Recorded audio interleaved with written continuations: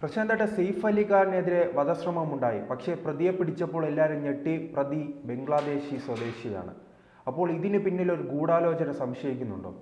അല്ല, നമ്മുടെ ഈ നടനുമായിട്ട് ബന്ധപ്പെട്ട വിഷയം കഴിഞ്ഞ ദിവസങ്ങളിൽ മാധ്യമങ്ങളിൽ ചർച്ച ചെയ്യുന്നു. കാരണം പ്രധാനപ്പെട്ട ഒരു നടനാണ് സെയ്ഫ് അലി ഖാൻ. ഇതിനു മുമ്പ് വേറെ ഒരു ഷാരൂഖ് ഖാൻ അല്ലേ, സൽമാൻ ഖാൻ ബന്ധപ്പെട്ട് വലിയൊരു അല്ലെങ്കിൽ അദ്ദേഹത്തെ കൊല്ലുമെന്ന് പറഞ്ഞ് ബിഷ്റോയ്, ലോറൻസ് ബിഷ്റോയ്, അദ്ദേഹം വലിയ അധോലോക നായകനാണ്. അദ്ദേഹത്തിന് ഈ ലോകത്ത് എവിടെ ആണെങ്കിലും അതിനൊക്കെ സാധ്യമാക്കുന്ന ആളാണ്. അജ്ഞാതൻ എന്ന് പറയുന്ന നമ്മൾ ഉപയോഗിക്കുന്ന അദ്ദേഹത്തെയാണെന്ന് പറഞ്ഞുകൊണ്ടൊക്കെയുള്ള ആരോപണങ്ങൾ പലയിടത്തുനിന്നും വന്നു. അതിനകത്തൊന്നും വ്യക്തതയൊന്നുമില്ല. പക്ഷേ ഇത് വന്നപ്പോൾ വീണ്ടും ഇത്തരത്തിൽ ഒരു നടൻ, ഈ നടൻ്റെ വീടെന്ന് പറയുമ്പോൾ ഏറ്റവും സുരക്ഷിതമായ വീടാണ്. ഈ വീട്ടിൽ 500 തൊഴിലാളികളുണ്ട്. അവർക്ക് താമസിക്കാൻ പ്രത്യേക സംവിധാനമുണ്ട്. ഒരു കാരണവശാലും കടന്നു കയറാൻ പറ്റാത്ത രീതിയിലുള്ള സെക്യൂരിറ്റി സിസ്റ്റംസ് എല്ലാം ഉള്ള ഒരു വീട്ടിൽ കടന്നു കയറിയിട്ട് അത് നടനെ കുത്തണമെങ്കിൽ, അദ്ദേഹത്തിൻ്റെ അടുത്ത് ചെല്ലണമെങ്കിൽ നമ്മൾ ആലോചിക്കേണ്ട ഒരു കാര്യമാണ്. നിസ്സാരമല്ലല്ലോ. സാധാരണ ഒരു വീട്ടിനകത്ത് കടന്നു കയറുന്നത് പോലെ ഒന്നുമല്ല. അപ്പം അദ്ദേഹത്തെ കുത്തി പരിക്കേൽപ്പിക്കുകയും അദ്ദേഹത്തിന് സാരമായ പരിക്കാണ് ഏറ്റിട്ടുള്ളത്. മാത്രവുമല്ല, അദ്ദേഹം ഇപ്പം രക്ഷപ്പെട്ടു. പക്ഷേ അദ്ദേഹം രക്ഷപ്പെടുമെന്ന് പോലും ഈ ഉറപ്പില്ലായിരുന്നു. പക്ഷെ അപ്പം കഴിഞ്ഞ കുറേ ദിവസങ്ങളായിട്ട് ഒരു കുത്തേറ്റിന് ആന്തരിക ഉള്ളിലാണ്. അപ്പോൾ രക്ഷപ്പെടുന്നില്ല. അപ്പോൾ ഇപ്പം അദ്ദേഹം രക്ഷപ്പെടുന്ന അവസ്ഥയിലേക്ക്, അല്ലെങ്കിൽ പ്രതീക്ഷ നൽകുന്ന അവസ്ഥയിലേക്ക് കാര്യങ്ങൾ വന്നു. കോടാനുകോടി രൂപ ആസ്തിയുള്ളൊരു മനുഷ്യനാണ്. അപ്പം ഇതിൻ്റെ പുറകിൽ ഒരു വല്ലാത്ത ഒരു നിഗൂഢത ഫീൽ ചെയ്യുന്നുണ്ട്. അത് അവിടെ നിൽക്കട്ടെ. പക്ഷേ കഴിഞ്ഞ കുറേ ദിവസങ്ങളായിട്ട് പ്രത്യേകിച്ചും കേരളത്തിലെയും ഇന്ത്യയിലെയും മാധ്യമങ്ങൾ ഇദ്ദേഹത്തിനെതിരെയുള്ള അല്ലെങ്കിൽ ഈ കൊലപാതക ശ്രമം, അല്ലെങ്കിൽ മോഷണ ശ്രമമാണോ, കൊലപാതക ശ്രമമാണോ, തട്ടിക്കൊണ്ടുപോക്കാണോ, ഇതിനെപ്പറ്റിയൊന്നും വ്യക്തതയില്ല. ഇതിൻ്റെ പുറകെ ഒരു കഥയുണ്ടാക്കുകയാണ്. സെയ്ഫ് അലി ഖാൻ എന്ന് പറയുന്ന ആൾ ആയതുകൊണ്ട് അദ്ദേഹത്തെ കൊല്ലാൻ വേണ്ടി ശ്രമിക്കുന്നു. ഹേറ്റ് ക്യാമ്പയിൻ്റെ ഭാഗമാണ് അദ്ദേഹത്തിനെതിരെ നടക്കുന്ന നീക്കങ്ങൾ. ഇന്ത്യയിലുടനീളം ഇത്തരം നീക്കങ്ങൾ നടക്കുന്നു എന്ന് പറഞ്ഞ് ഒരു ധ്രുവീകരണം അതിന് നമ്മുടെ കേരളത്തിലെ പല ചാനലുകൾ വളരെ കൃത്യമായിട്ട് പ്രവർത്തിക്കുകയും ആ രീതിയിലൊക്കെ കൊണ്ടുപോവുകയും ചെയ്യുന്നു. അപ്പം കഴിഞ്ഞ ദിവസമായിട്ട് തിരക്കിയിട്ട് പ്രതിയെ കിട്ടുന്നില്ല. പലരെയും ചോദ്യം ചെയ്യുന്നു. പലരെയും സംശയത്തിൻ്റെ പുറത്ത്, അല്ലെങ്കിൽ ഒരു ആൾക്കാരെ നമ്മുടെ ആ മുഖച്ഛായ വെച്ച് പിടിക്കേണ്ടത് ആരാണെന്ന് അറിയണ്ടേ പിടിച്ചു. കഴിഞ്ഞ ദിവസം ഇപ്പം എനിക്കും താനയിൽ നിന്ന് കഴിഞ്ഞ ദിവസം ലേബർ ക്യാമ്പിൽ നിന്ന് പിടിച്ചിരിക്കുന്നു. അയാളുടെ പേരെന്ന് പറയുമ്പോൾ അവനെ പിടിച്ചപ്പോൾ പറഞ്ഞ പേര് വിജയദാസ്. പോലീസ് വിജയദാസ് എന്ന് പറഞ്ഞ പേര് വന്നപ്പോൾ ഹിന്ദു തന്നെയാണ്. അപ്പോൾ സെയ്ഫ് അലി ഖാനെ കുത്തിയ ഹിന്ദുവാണ്. അതിനകത്ത് വർഗീയതയുണ്ട്, അല്ലാത്ത അതിനകത്തൊരു പ്ലാനിംഗ് ഉണ്ട്. അല്ലെങ്കിൽ ഇന്ത്യയിലെ ഏറ്റവും പ്രമോഷൻ നിൽക്കുന്ന ഒപ്പം ഈ ഒരു നടനല്ലേ, അദ്ദേഹത്തെ കൊല്ലുന്നതിനകത്ത് വർഗീയ ധ്രുവീകരണ ഹേറ്റ് ക്യാമ്പിൻ്റെ ഭാഗമാണെന്നൊക്കെ പറഞ്ഞിരുന്ന മാധ്യമങ്ങൾക്ക് ആഹ്ലാദിക്കത്തക്ക രീതിയിലുള്ള ഒരു പേരാണ് വിജയദാസ് എന്ന് പറഞ്ഞു വന്നത്. പക്ഷേ പോലീസ് അന്വേഷിക്കുന്നു, വിജയദാസിൻ്റെ ഡീറ്റെയിൽസ് എടുക്കുന്നു. വിജയദാസിൻ്റെ ഡീറ്റെയിൽസ് എടുക്കുമ്പോൾ ആണ് കള്ളി വെളിച്ചത്താവുന്നത്. വിജയദാസ് അല്ല, മുഹമ്മദ് ഷെരീഫുൽ ഇസ്ലാം അവൻ്റെ പേര്. മാത്രവുമല്ല, ഈ മുഹമ്മദ് ഷെരീഫുൽ ഇസ്ലാം എന്ന് പറയുന്ന ആൾ ബംഗ്ലാദേശിയാണ്. ഈ ബംഗ്ലാദേശി 6 മാസം മുമ്പാണ് ബോംബെയിൽ വന്നത്.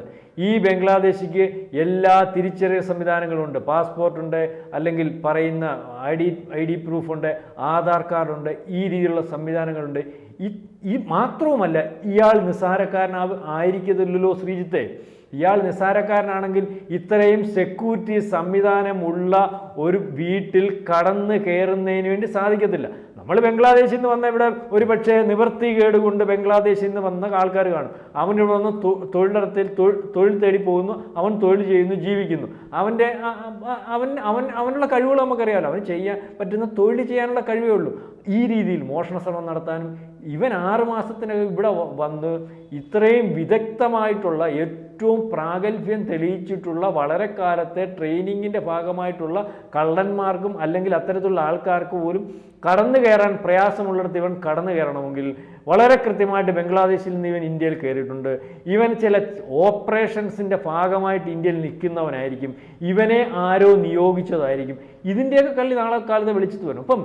ഇപ്പം നമ്മൾ മനസ്സിലാക്കേണ്ടത്, ഇന്ത്യ ഗവൺമെൻറ് എടുക്കുന്ന നിലപാടുകൾ വളരെ കൃത്യവും ശക്തവുമാണ്. അതായത് ഇവിടെ വളരെ കൂടുതൽ ആൾക്കാർ ബംഗ്ലാദേശികളുണ്ട്. ഈ ബംഗ്ലാദേശികളെ മഹാരാഷ്ട്രയിൽ നിന്നും അല്ലെങ്കിൽ ഡൽഹിയിൽ നിന്നും ഇന്ത്യയിലുടനീളമുള്ള അനധികൃതമായിട്ട് ഇവിടെ പ്രവേശിച്ചിട്ടുള്ള, അനധികൃതമായിട്ട് ഇവിടെ സർട്ടിഫിക്കറ്റ് ഉണ്ടാക്കി താമസിക്കുന്ന ബംഗ്ലാദേശികളെ തിരിച്ചറിഞ്ഞ് വീണ്ടും ബംഗ്ലാദേശിലേക്ക് തിരിച്ചയക്കുന്നതിനോ, അല്ലെങ്കിൽ ആ തിരിച്ചയക്കുന്നതിന് മുമ്പ് ഇവിടെ സുരക്ഷിതമായിട്ട് ഇന്ത്യയിൽ മാറ്റി താമസിപ്പിക്കുന്നതിനോ കാര്യങ്ങൾ സാധ്യമാകണം. കാരണം ഇപ്പം ബംഗ്ലാദേശുമായിട്ടുള്ള പ്രശ്നം വളരെ വലിയ പ്രശ്നമാണ്. അപ്പോൾ ബംഗ്ലാദേശുമായിട്ടുള്ള പ്രശ്നം ഇപ്പോൾ ഉരുത്തിരിഞ്ഞ് ബംഗ്ലാദേശ് പരസ്യമായിട്ട് നമ്മളെ വെല്ലുവിളിക്കുന്നൊരവസ്ഥ, ബംഗ്ലാദേശിൽ കൂടി അല്ലെങ്കിൽ ബംഗ്ലാദേശിൻ്റെ അതിർത്തിയിൽ കൂടി പാകിസ്ഥാൻ ഉൾപ്പെടെയുള്ളവർ കൃത്യമായിട്ട് ഭീകരവാദികളെ കടത്തിവിടാൻ ശ്രമിക്കുന്ന ഒരവസ്ഥ, ഇന്ത്യയിലുടനീളം കാലങ്ങളായിട്ട് ബംഗ്ലാദേശിൽ നിന്ന് വന്ന് താമസിക്കുന്നവർ ഈ പറഞ്ഞതുപോലെ എത്തരത്തിലുള്ള കുടിയേറ്റക്കാരാണെന്ന് വ്യക്തതയില്ലാത്തൊരവസ്ഥയുണ്ട്. പണ്ടൊരു കാലത്ത് ഈ പാകിസ്ഥാനായിരുന്നു ഇന്ത്യക്ക് ഈ സമാനമായ രീതിയിലുള്ള തലവേദന. ഇപ്പോൾ അത് ബംഗ്ലാദേശായി മാറുന്നുണ്ടോ? കാരണം അങ്ങനെ തുടർച്ചയായി പല സംഭവങ്ങളും വരുന്നുണ്ടല്ലോ. അല്ല, തീർച്ചയായിട്ടും പാകിസ്ഥാനെക്കാട്ടി കൂടുതൽ നമ്മളിപ്പോൾ ഭയക്കേണ്ട ബംഗ്ലാദേശാണ്. നമ്മൾ പാകിസ്ഥാനികൾ ഇന്ത്യയിൽ ഉണ്ടോ എന്ന് തിരയുന്നത് പോലെ ബംഗ്ലാദേശികൾ ഉണ്ടോ എന്ന് തിരഞ്ഞിരുന്നില്ല. കാലങ്ങളായിട്ട് ബംഗ്ലാദേശ് എന്ന് പറയുന്ന രാജ്യമായിട്ട് നമ്മൾ സൗഹൃദം ഉണ്ടായിരുന്നു. അത്യാവശ്യം ബംഗ്ലാദേശിൽ ഇവിടെ കുടിയേറ്റമുണ്ട്, അനധികൃതമായിട്ട് പാർക്കുന്നുണ്ട്, നമുക്കറിയാമായിരുന്നു. അത് ബംഗ്ലാദേശിലെ ഹസീന ഉൾപ്പെടെയുള്ള ആ രാജ്യത്തെ ഭരണാധികാരികൾ വളരെ പെട്ടെന്ന് തന്നെ ഈ ബംഗ്ലാദേശികളെ തിരിച്ചയക്കരുത്, ഞങ്ങൾക്ക് താങ്ങാൻ പറ്റത്തില്ല എന്നുള്ള കരുതൽ കൊണ്ട് നമ്മൾ ഒരു പരിധിവരെ കണ്ണടച്ചു പോകുന്നൊരവസ്ഥയാണ്. പക്ഷേ ഇപ്പം നമ്മൾ വളരെ ദീർഘമായിട്ട് അല്ലെങ്കിൽ വളരെ കൃത്യമായിട്ട് കൈകാര്യം ചെയ്തില്ലെങ്കിൽ ഈ ബംഗ്ലാദേശിൽ നിന്ന് ഇവിടെ കയറി കൂടിയിട്ടുള്ള ആൾക്കാർ ആവശ്യമുള്ളപ്പോൾ ഇന്ത്യക്കെതിരെ പൊരുതുന്നതിന് വേണ്ടി തയ്യാറെടുത്തിരിക്കുന്നവരുടെ കൂട്ടത്തിലുള്ളവർ വളരെ കൂടുതലായിട്ട് കാണും. കാരണം ബംഗ്ലാദേശിനകത്ത് ഇന്ത്യക്കെതിരെ ഉള്ള ശക്തി, അതാണല്ലോ ഇപ്പോൾ ബംഗ്ലാദേശ് പിടിച്ചടക്കി വെച്ചിരിക്കുന്നത്. ആ ഇന്ത്യക്കെതിരെയുള്ള ശക്തി ബംഗ്ലാദേശ് പിടിച്ചടക്കുന്നതിൻ്റെ ഭാഗമായി ദീർഘമായി നടക്കുന്ന ഒരു പ്രോസസ്സാണല്ലോ. അല്ല ഒരു സുപ്രഭാതത്തിൽ ഈ പറയുന്ന ഹസീനയെ താഴെ തറക്കാൻ രാവിലെ ഒരു എല്ലാവരുടെ കൂടി തീരുമാനിച്ച് ഒരു പ്രകടനം നടത്തി, പൊതുസമ്മേളനം നടത്തി, അല്ലെങ്കിൽ ഒരു കലാപം ഉണ്ടാക്കുന്ന രീതിയല്ലത്. ഇത് വളരെ ദീർഘമായിട്ട് ആലോചിച്ച് വളരെ ദീർഘമായിട്ട് ശ്രമിച്ചതിന് ശേഷം നടക്കുന്ന ഒരു പ്രോസസ്സാണ്. അങ്ങനെ നടന്നതുമാണ്. അപ്പം അതിൻ്റെ ഭാഗമായിട്ട് അന്നേ ഈ ഇന്ത്യക്കെതിരെയുള്ള ഈ പറയുന്ന ആൾക്കാർ ഇവിടെ നുഴഞ്ഞു കയറിയിട്ടുണ്ടാവും. അവരൊരു പക്ഷേ സ്ലീപ്പർ സെല്ലുകൾ എന്ന വ്യാജേന ഇവിടെ പലയിടത്തും തമ്പടിച്ചിട്ടുണ്ടാവും.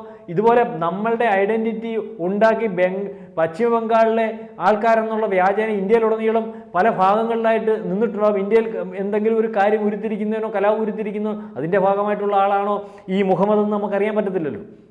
ഈ മറ്റൊരു കാര്യം, ഈ ഡൽഹിയിലും തമിഴ്നാടും ഉൾപ്പെടെയുള്ള പല പ്രദേശങ്ങളിലും ഈ ഇത്തരം അനധികൃത കുടിയേറ്റക്കാരെ പിടികൂടുന്ന ഒരു സാഹചര്യം ഉണ്ടായിരുന്നു. അപ്പോഴെല്ലാം ചില സംഘടനകളെല്ലാം പറയുന്നത് ഇത് മോദിയുടെ തെറ്റായ നയങ്ങളെന്നാണ് പറയുന്നത്. ഇപ്പോൾ അത് സത്യമായി വന്നിട്ടുണ്ടല്ലോ. അത്തരം നടപടികളിലേക്ക് പോകുന്നത് ശരിയാണെന്ന് തെളിയിക്കുന്ന ഒരു അവസ്ഥയിൽ എത്തിയിട്ടുണ്ടല്ലോ. ശ്രീത്തെ, ഇതിനകത്ത് മോദിയുടെ തെറ്റായ നയങ്ങളെന്ന് പറഞ്ഞിട്ട് ആൾക്കാരെ തെറ്റിദ്ധരിപ്പിക്കുന്നു. അല്ലെങ്കിൽ അഭയാർത്ഥികളെ അല്ലെങ്കിൽ ഈ പറഞ്ഞ പോലെ കടന്നുകയറ്റക്കാരെ സംരക്ഷിക്കണമെന്ന് പറയുമ്പോൾ പാവമാണ്, അവർക്ക് മാർഗമില്ല എന്ന് പറയുമ്പോൾ ഇതിൻ്റെ പുറകിലൊരു അജണ്ടയുണ്ട്. അത് ഈ രാജ്യത്തിനകത്ത് കുഴപ്പങ്ങൾ ഉണ്ടാക്കാൻ നിൽക്കുന്നവരുടെ ഏജന്റുമാരുടെ അജണ്ടയാണ്.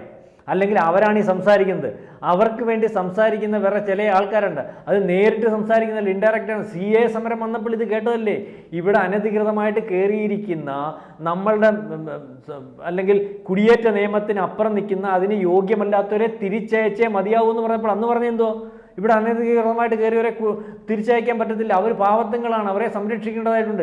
ഇവരെ സംരക്ഷിക്കാൻ നമുക്ക് നിയമമില്ലല്ലോ. നമ്മൾ സംരക്ഷിക്കാമെന്ന് പറയുന്നത് നമ്മുടെ സ്വാതന്ത്ര്യ സമര കാലഘട്ടത്തിൽ ന്യൂനപക്ഷ രണ്ടായിട്ട് വിഭജിക്കപ്പെട്ട ഇന്ത്യയിൽ പാകിസ്ഥാനിൽ ഉള്ള ന്യൂനപക്ഷം, അതായത് ഹിന്ദുക്കളും ഈ പറയുന്ന ബുദ്ധന്മാരും അല്ലെങ്കിൽ ക്രിസ്ത്യാനികളും അവിടെ താമസിക്കാൻ പറ്റാത്തൊരവസ്ഥ വന്നാൽ അവരെ തിരിച്ചെടുത്തോളാം, അല്ലെ ഈ രാജ്യത്തേക്ക് വരാനുള്ള അവരെ നമുക്ക് പൗരത്വം കൊടുത്തോളാം എന്നുള്ള നിബന്ധനയുണ്ട്.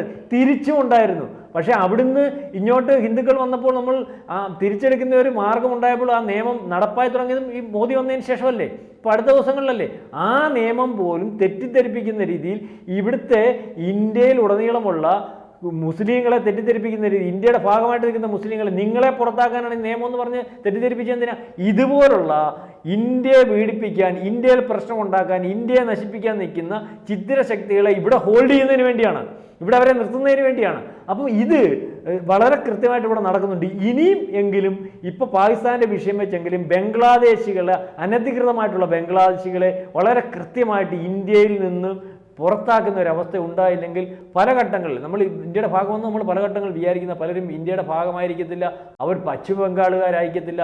വളരെ കൃത്യതയോടുകൂടി ബംഗ്ലാദേശികളെ തിരിച്ചറിഞ്ഞ് പുറത്താക്കിയില്ലെങ്കിൽ ഇതുപോലെ പല ഇന്ത്യക്കകത്ത് നടക്കുന്ന പല ഓപ്പറേഷൻസുകളും നമ്മൾ ദീർഘമായിട്ട് പരിശോധിക്കുമ്പോൾ ഇതുപോലെ ബംഗ്ലാദേശികളായിരിക്കും. ഇപ്പോൾ സെയ്ഫ് അലി ഖാൻ എന്ന് പറയുന്ന നടന് എന്തെങ്കിലും സംഭവിച്ചിട്ടുണ്ടായിരുന്നെങ്കിൽ ഈ പറയുന്ന ആളിനെ പിടിച്ചിട്ട് കാര്യമല്ലോ ഉണ്ടോ? നമ്മൾ പ്രതിയെ പിടിച്ചെന്നുള്ളേ ഉള്ളൂ. മുംബൈ പോലെ ഒരു സെൻസിറ്റീവായ പ്രദേശത്ത് വർഗീയ കലാപമാണോ ഇതിലൂടെ ലക്ഷ്യമിട്ടിരിക്കുന്നത്? ഒരു വർഗീയ കലാപമായിരിക്കാം. കാരണം ഒരു മുസ്ലിം ആളിനെ കൊല്ലുന്നു, ഇവനിവിടെ താമസിക്കാൻ ഹിന്ദു പേരാണ് ഏറ്റവും യോഗ്യമെന്ന് കണ്ടെത്തുന്നു.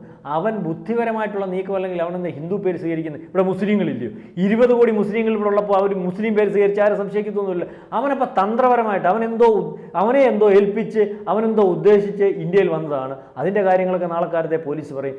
ഏതായാലും ഇവിടുത്തെ ചാനലുകളും ഇവിടുത്തെ ചില ആൾക്കാരുമൊക്കെ ഈ കുത്തിന് പുറകിൽ ഉരുത്തിരിച്ച ഒരു വർഗീയ ധ്രുവീകരണം, അതൊരു പക്ഷേ ശ്രീജിത്ത് ചോദിച്ച പോലെ ഒരു കലാപ ആഹ്വാനത്തിന് വേണ്ടിയായിരിക്കും. അതിന് ഇല്ലായ്മയാവുന്ന രീതിയിലേക്കുള്ള ഒരു അന്വേഷണവും കാര്യങ്ങളും ഒക്കെയാണ് ഇവിടെ വരുന്നത്. ഇതിൻ്റെ പുറകിൽ ഒരു നിഗൂഢതയുണ്ട്. ആ നിഗൂഢത എന്താണെന്ന് പുറത്ത് വരേണ്ടതായിട്ടുണ്ട്.